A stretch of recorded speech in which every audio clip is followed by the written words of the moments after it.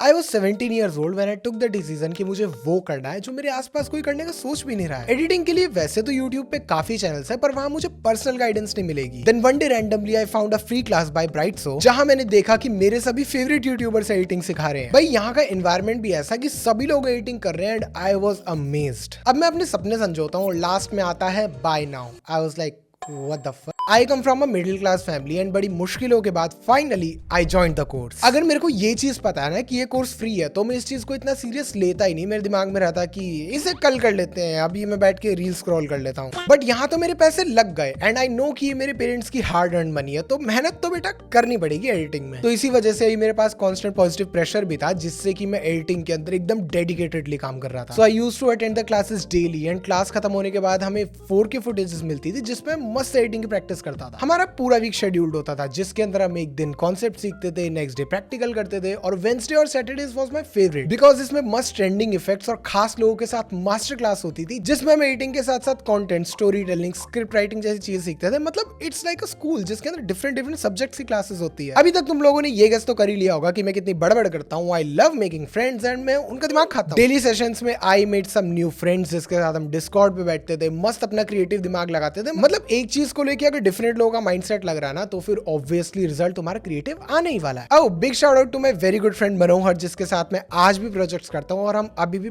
मस्त काम करते हैं भाई। अब देखो डिस्कॉर्ड पे बैठ के हम लोगों ने वीडियो की खिचड़ी तो पका ली, देन नेक्स्ट डे चेतन भाई और लवकेश भाई वीडियोस को रिव्यू करते थे, एक्चुअल फीडबैक देते कि वीडियो के अंदर जैसे कि म्यूजिक चेंज होना चाहिए या फिर पेस सही होना चाहिए, कटिंग खराब है, ग्राफिक्स, एनिमेशन, इन सब का डिटेल्ड फीडबैक। और मैं तुम लोग को एक फन फैक्ट बताऊं, फीडबैक के अंदर अगर मेरे को कुछ समझ नहीं आता था ना, तो मैं लवकेश भाई को व्हाट्सएप मैसेज करता था कि भाई प्लीज कॉन्सेप्ट समझा दो यार, तो चलता है। आई नो ये वाला थोड़ा ज्यादा क्रिंज हो गया था, बट दिस वाज ट्रू यार। एंड देन आई रिमेंबर यहाँ पे ना ये लोग सैटरडे को महा सेशंस करते थे, जिसके अंदर मस्त स्पेशल लोग आते थे। आई मीन ऐसा नहीं है कि वाकई के दिन स्पेशल लोग नहीं आते थे, बट ये वाले थोड़े ज्यादा खास होते थे, जैसे कि टेक बर्नर, मंकी मैजिक, और इनमें से मेरा एक मोस्ट मेमोरेबल सेशन था भाई सहेली चैटर्जी। शी टॉट अस की क्रिएटर्स को कोल्ड मेल कैसे करते हैं, पोर्टफोलियो में क्या क्या होना चाहिए, क्या चीज क्रिएटर को अट्रैक्ट करती है, किस चीज से मतलब अटेंशन तुम लोगों को मिलता है। आई मीन क्रिएटर को मिलता है तुम्हारा अटेंशन।